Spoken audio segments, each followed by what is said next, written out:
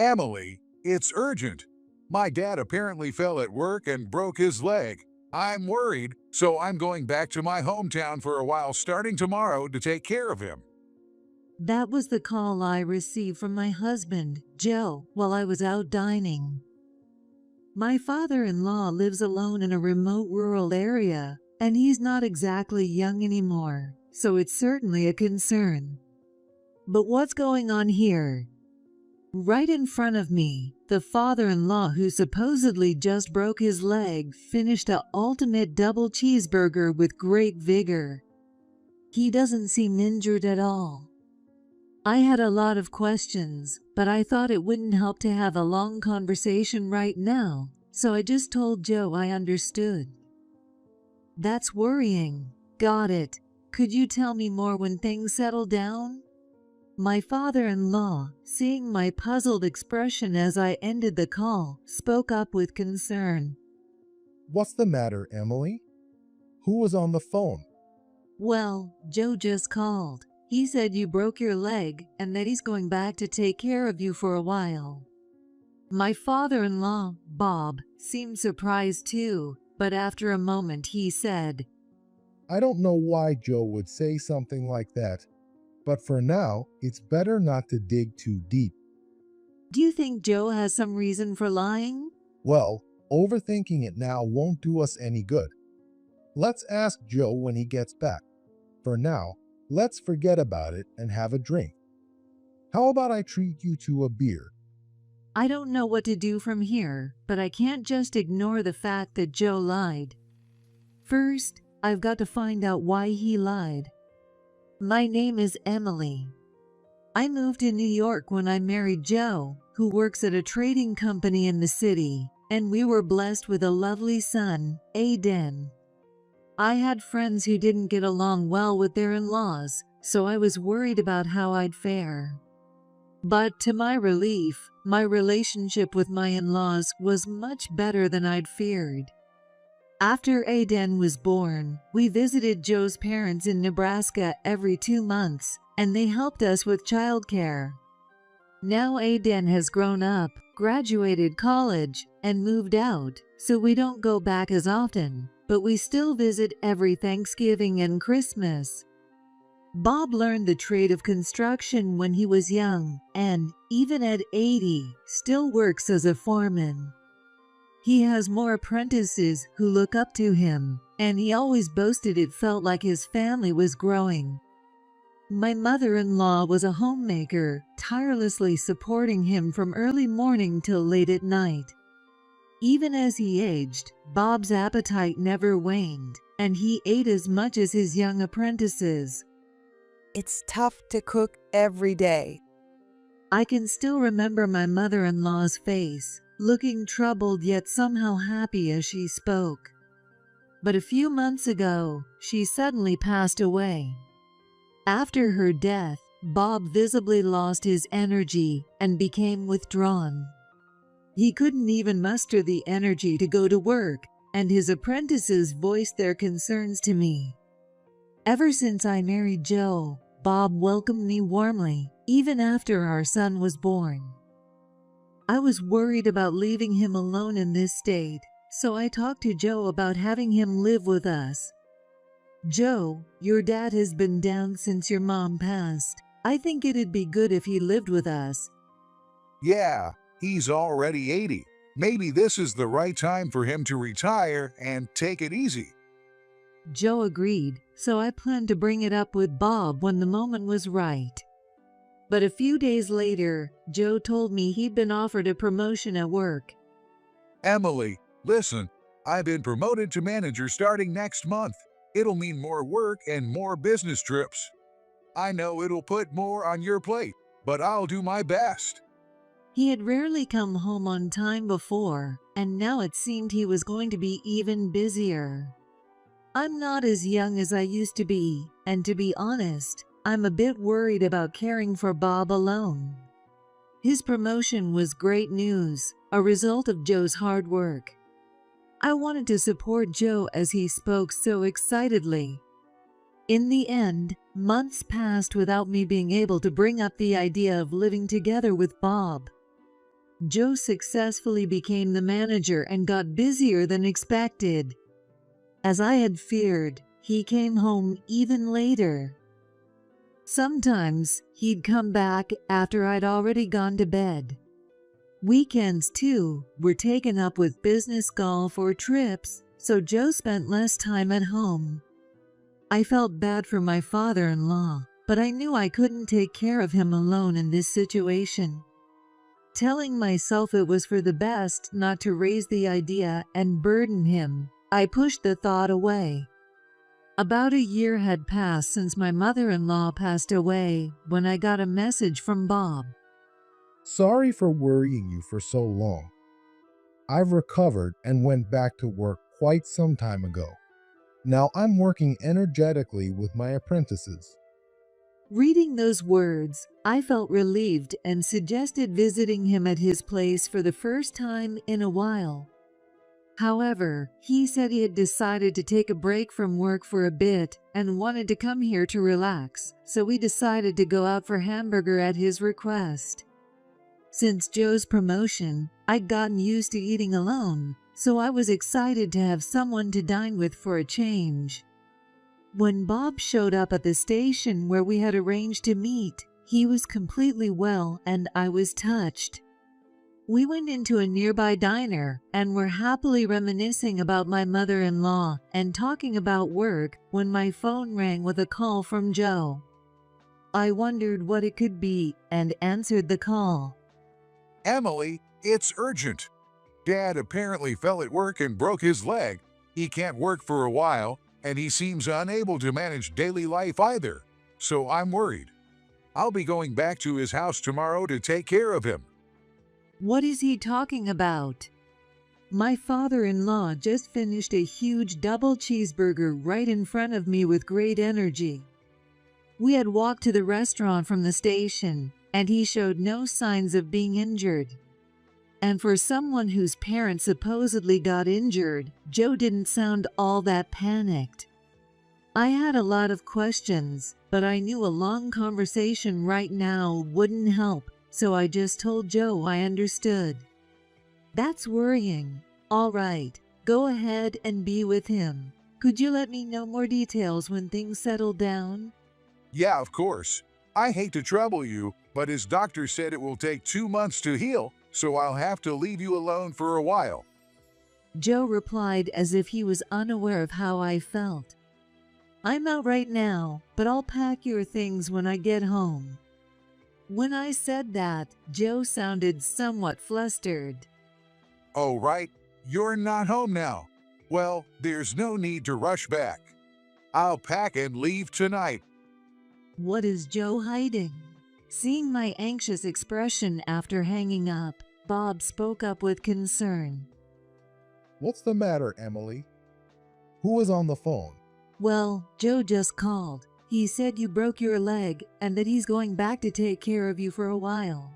Bob also looked surprised, but after thinking for a while, he said, I don't know why Joe would say such a thing, but for now, it's best not to pry. Does Joe have some reason to lie? Well, something's not quite right. But let's wait and hear it from Joe when he gets back. The uneasy feeling wouldn't go away, but I was glad Bob was with me. If I were alone, I might not have been able to handle this anxiety.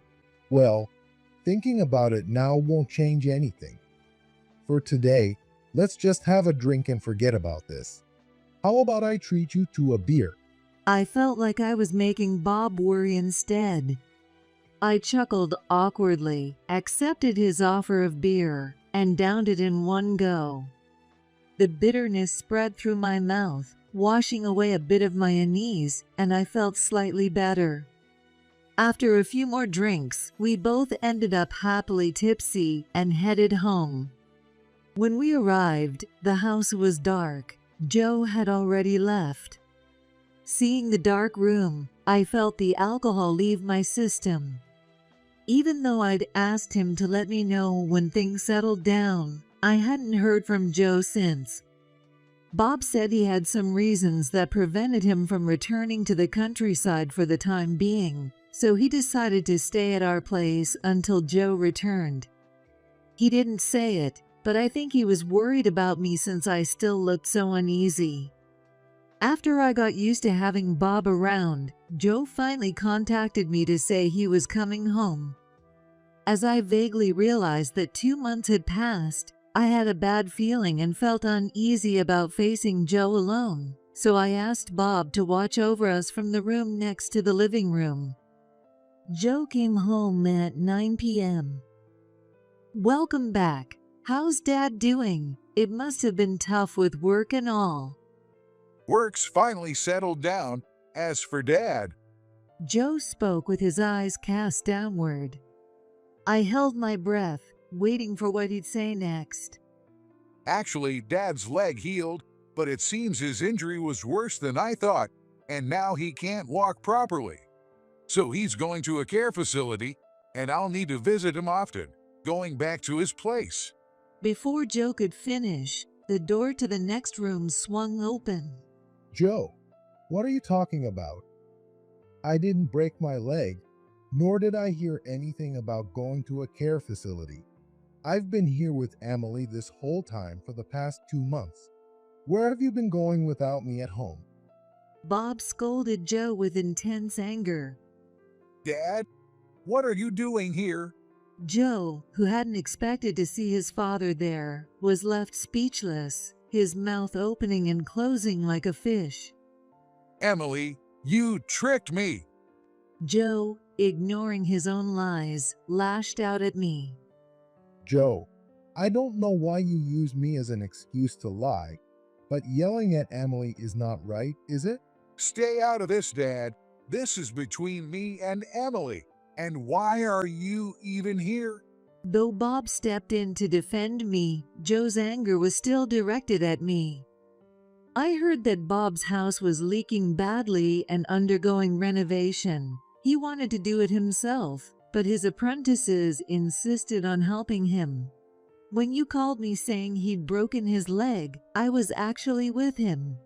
Gosh, then why didn't you say you were with him then? Joe, weren't you the one who lied first? You haven't been home for 2 months, but if you'd come back even once, you might have noticed. I mean, Joe was finally at a loss for words. Then Bob pushed further. Where have you been for the last 2 months? I never received any word from the apprentices that you came back. Well, actually, I was at Aiden's place. He had something he needed to talk about that he couldn't tell Emily. I had no choice but to say I was going to Dad's. Joe piled on another lie. It was obvious this was a lie too, and I had a reason to know that. I was about to confront Joe's shameless excuses in front of his own father when Aiden came home. I'm back. Wait, Dad? You're here? Aiden, why are you here? Aiden came back because he was worried about me and Bob living alone. He stayed with us for the 2 months you were gone. Aiden, Joe said he was at your place for the last 2 months. Did you ever get any notice of that? Huh? No, Dad never said anything about coming over. Besides, I have my house keys with me, so he couldn't get in anyway. Aiden's testimony sealed the matter. Joe couldn't escape the truth now. He was backed into a corner. No, I was definitely at Aiden's. You guys are just misunderstanding. You're all plotting against me. Seeing Joe ranting nonsensically, I felt strangely calm and showed him the screen of my phone. It displayed pictures of a young woman and a newborn baby. Do you recognize this woman? Well. Joe's face turned pale. It seems you were indeed at our son's place for 2 months, but this isn't our child. I didn't want to say this in front of Aiden, but were you cheating on me? She's just my coworker. If you're saying I had an affair, prove it. Joe brazenly demanded. I slapped down the disturbing emails I'd received in front of Joe. This is the proof of your affair with this woman. My phone displayed numerous messages from Joe's mistress. I'm the one Joe really loves. Just leave him. Even at work, Joe is all over me. Joe said he prefers a young and beautiful woman like me over an old, wrinkled wife. The baby was born the other day. Looks just like Joe and me. Although the messages didn't include any pictures of the baby, they mentioned habits and physical features of Joe that only I, his wife, would know, making it impossible to dismiss them as just the mistress's fantasies. She probably thought that if she had a child, I would divorce Joe. Dad, were you lying and having an affair when Mom and Grandpa were going through so much? Joe, you even have a child? No. Unable to bear it anymore, Joe grabbed only his wallet and phone and bolted out of the house. An awkward silence hung in the air, but Aiden and Bob spoke up in bright voices. Well, Mom, you haven't done anything wrong. Let's just forget about today and get some sleep. That's right. Aiden's right. Emily, let me handle the cleanup today. Grateful for their kindness, I decided to turn in early for the night. However, the next day, a heap of nasty letters from Joe's mistress arrived. The mailbox was overflowing with paper, scribbled messily with hateful words. Don't think you can just panic now that Joe's about to dump you. Don't be jealous just because you're not the one he loves. Why don't you face reality and just give up? Stop clinging to your high-earning husband and get a divorce now. There was no sender's name, but it was clear who had written them. There were at least 30 letters. Apparently, after Joe stormed out of the house yesterday, he went to his mistress's place. He must have lashed out at her for contacting me. It seemed like the mistress was desperate to justify herself, unable to accept being scolded by Joe.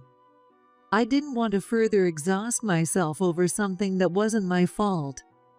When I consulted Bob, he advised me to contact a lawyer, so I went straight to a law office.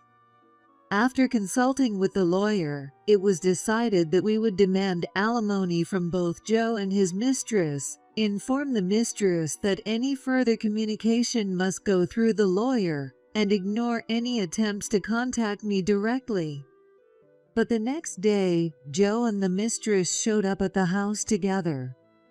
It seemed they were upset about the demand for alimony. Ignoring the instruction to go through the lawyer, they barged into my home. Who do you think has been putting food on the table all this time while you've been just a housewife with no job? If you want to demand alimony from us, I won't be sending you any money for living expenses from now on. Joe tried to use money to threaten me, but in reality, he hadn't contributed to living expenses at all during the 2 months he was supposedly back home. During that time, we had been living off Bob's and my savings, but with Aiden grown up and having moved out, I was thinking it might be time to start up part-time jobs. It didn't matter if Joe stopped sending money. We could manage our lives on our own. Understood. I don't need the living expenses, so I'll go ahead with the alimony claim. Joe seemed taken aback by how easily I agreed, but still unwilling to pay alimony. He hesitated for a moment before saying, Have you forgotten what I've done to raise Aiden? You couldn't have sent him to college on your own. It's true that Joe's earnings allowed Aiden to go to college, but I handled all the support at home. Joe hadn't raised Aiden by himself. I didn't mind being criticized, but when it came to child rearing, I had my pride. Being told that I couldn't have properly raised Aiden without him shattered that pride. I bit my lip in frustration, and Bob yelled at Joe in my defense. You didn't raise him on your own. Aiden grew up well because Emily was there to support him. And if you're going to boast about raising your kid, Remember that it's thanks to me that you grew up to be who you are. But I sure didn't raise you to be a cheater. Joe, who was now being scolded by his parent in front of his mistress, couldn't say a word and hung his head. His mistress, standing next to him, tried to defend him. Wait a minute, Bob. However, Bob shot back, "You have no right to call me by my first name," leaving both of them hanging their heads in shame. Seeing this, I placed the completed divorce papers in front of Joe. I had thought about divorcing him when the mistress contacted me. If Joe had admitted to his affair and shown genuine remorse, I would have considered giving him another chance. But instead, he lied on top of lies, and then had the nerve to lash out at me. I was already prepared. Joe hadn't expected a divorce and quickly tried to defend himself. Emily, please reconsider. It was just a moment of weakness. I don't care about this woman. I'll make it right, and we can keep going as a couple. Hearing this, the mistress standing beside him flew into a rage. Wait a minute. What are you saying? You promised you'd leave her and be with me. You said you couldn't see her as a woman anymore. Are you telling me you lied to me too? It was a momentary lapse. I never intended to be with you. But we already have a child. What are you going to do about this? I couldn't afford to have them start fighting here. Joe refused to sign the divorce papers no matter how many times I asked, but eventually Bob told him to sign it, so he reluctantly picked up a pen. Slowly, he filled in the necessary details, and after making sure everything was completed, I kicked Joe and his mistress out of the house. However, the two showed no intention of leaving. Joe was banging on the front door, begging to be let in, while the mistress yelled at him loudly. Emily, let me in. Listen to me. Hey, we're not done here. How dare you trick me? I'm going to sue you for marriage fraud. Hearing their loud commotion at the front door, Bob called the police, as it was becoming a disturbance to the neighbors. A few minutes later, hearing the police sirens, the two finally realized they were in trouble and fled the scene. Bob and I looked at each other, relieved as we glanced at the now quiet front door. After that, Joe kept trying to contact me to reject the divorce, but I ignored him and submitted the divorce papers. I then had my lawyer demand alimony again, and when Joe still refused, I told him, "If you refuse again, I'll take you to court. In that case, I'll have your salary garnished." Finally, he seemed to give up and agreed to pay the alimony. Perhaps Joe feared that a midlife divorce would damage his reputation at work, especially now that he had been promoted to manager. He was a very proud man. 3 months passed after our divorce, and I received several calls from Joe. Even after all this, he still couldn't follow the instruction to contact me through my lawyer. As I was about to turn off my phone to ignore him, another call came in. Of course, it was from Joe. Not wanting my call log to be filled with missed calls, I decided to answer. "Hello, what do you want now?" Emily, someone I don't know is living in my family home. What's going on? It seemed that Joe had been abandoned by his mistress and had nowhere to go, so he decided to return to his family home. But when he got there, he found strangers living in what he thought was his house, and they turned him away. "Oh, remember when I said your dad's house was undergoing repairs due to severe leaks? Well, the repairs are done. But after living with us, your dad felt it would be too much to live alone in the countryside. So he decided to sell the house and move in with me." What? I wasn't told about this. You sold my house without my permission. Joe yelled in rage, but I calmly replied, If you'd actually returned to the family home even once, you would have noticed the renovations and the sale. You didn't notice because you were lying. This is your own doing. Also, when you say my house it was actually built in your dad's name. Since he agreed to sell it, there was no issue. I hung up the phone before Joe could respond. Soon after, I got a letter from the mistress. She ignored the directive to contact me through my lawyer and sent the letter directly to me. It was full of self-centered claims that she was the victim, arguing it was wrong for me to demand alimony from her and that she should be the one asking for it. Considering all the vile messages she had sent me before, it was outrageous for her to play the victim now. I ignored her demands and sent her a folder containing all the emails she had sent. This is what you did. Face reality and pay the appropriate alimony. I also informed my lawyer, who warned both Joe and the mistress not to contact me directly again. One day, after some peaceful time had passed, I received a message from the mistress's parents. I was tired of dealing with this mess, but they said they wanted to apologize for what had happened. They were her parents, after all. Even if they claimed to apologize, they might become upset. Worried, I consulted Bob and arranged to meet with them later, with my lawyer present. At a cafe, the mistress's parents were already seated, and unlike their daughter, they were serious and sensible people. They apologized to me profusely. Well, what happened to them after that? Since I hadn't heard from Joe or her since then, I asked her parents. They exchanged awkward glances before explaining what had happened. According to them, the mistress had barged into Joe's family home.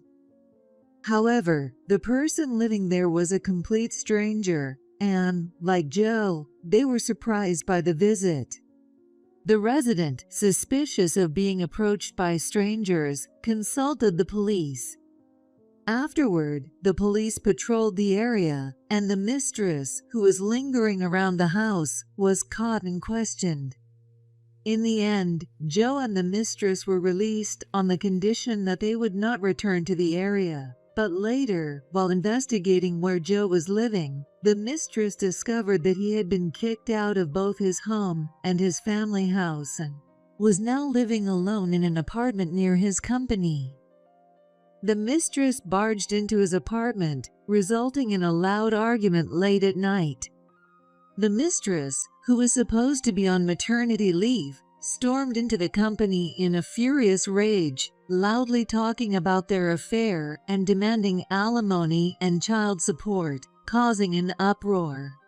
As a result, Joe lost the trust of the company, was demoted from his managerial position, and is now treated like a pariah by everyone.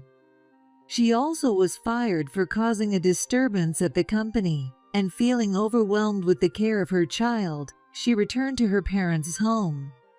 Her parents learned the full story of what happened and came to apologize to me. Despite the incident, she was still their beloved daughter.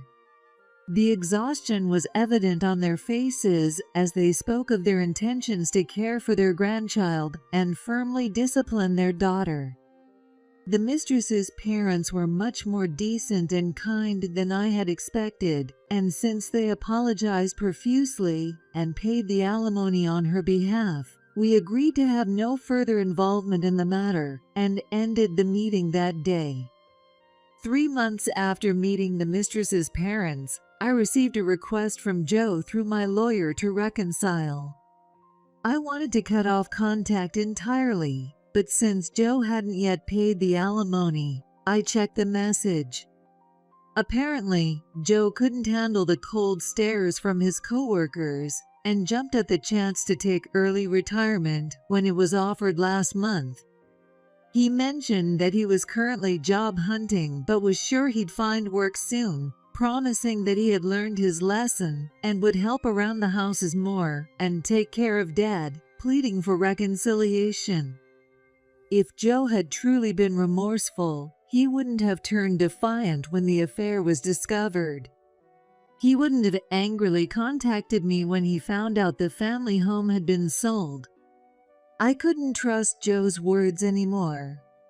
He'd likely only learned his lesson temporarily, and after a while, he'd probably repeat the same mistakes. Besides, if he'd taken early retirement, he must have received a large sum of money. I wanted to get the alimony paid quickly and move on, so I declined Joe's request and demanded he pay the alimony. Unwilling to give up, Joe once again violated the order to go through the lawyer and showed up at my houses that night. Emily, please reconsider. I've reflected on everything. That woman, she's 32, and when younger women started joining the company, she stopped getting all the attention and turned to me. I tried to turn her down at first, but I never thought she'd get pregnant. I was a victim too. Joe, crying and shifting the blame to others, disgusted me. The only person I love is you, Emily. Please, let's start over. I'll do all the housework, even care for Dad. We can take Aiden on trips on our days off. He hadn't paid the alimony, hadn't found a new job, yet he could easily imagine a bright future. I felt no sympathy for Joe, who was desperately bowing his head. I've had enough. Pay the alimony immediately and leave. Emily. At that moment, Aiden appeared, having heard the commotion. Dad, stop it. After everything you've done, it's too late to think you can just come back. Joe, feeling his pride wounded by his son's words, yelled at Aiden. Aiden, stay out of this. This is between your mom and me. Hearing Joe shout at Aiden, Bob finally emerged from the back room. Joe, how dare you speak like that? Not only have you troubled Emily, but you've also caused problems for Aiden. Do you even realize how many people you've hurt?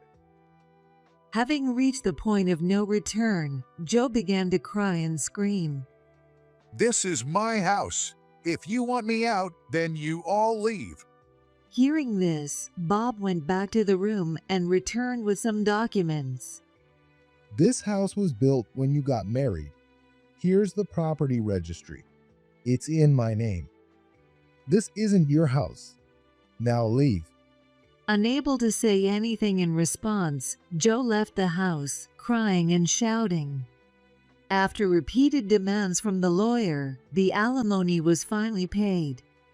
Since then, Joe hasn't contacted me, and I've started working part-time, living peacefully. I suggested that Bob continue living with me, but he refused, not wanting to be a burden, and rented an apartment nearby.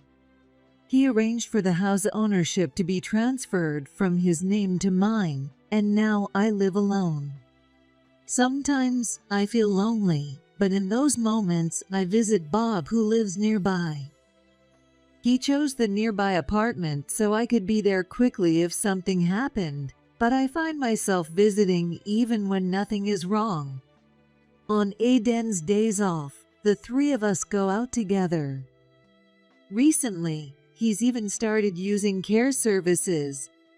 However, the care workers often remark that he hardly seems to need it, as he remains as energetic as ever, eating hearty meals that rival those of much younger people.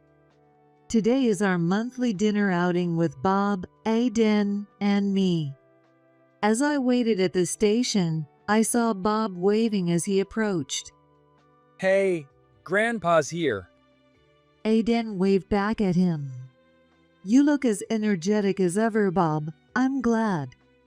I can't let the young folks beat me just yet. I asked Bob, who was laughing heartily. What shall we eat today? Let's see. I'm in the mood for a big hamburger. Sounds good. I'll go for a mega hamburger too. Aiden and Bob started walking toward the diner. I glanced up at the sky and saw a clear, cloudless blue. I never imagined that I'd go through a divorce in my 50s. I thought infidelity was something that only happened in TV dramas. I was deeply saddened. I felt a lot of pain and frustration. But still, I have my irreplaceable family supporting me. I'm sure that the rest of my life will be as clear and bright as this sky. Wait up, you two. With a light heart, I chased after them.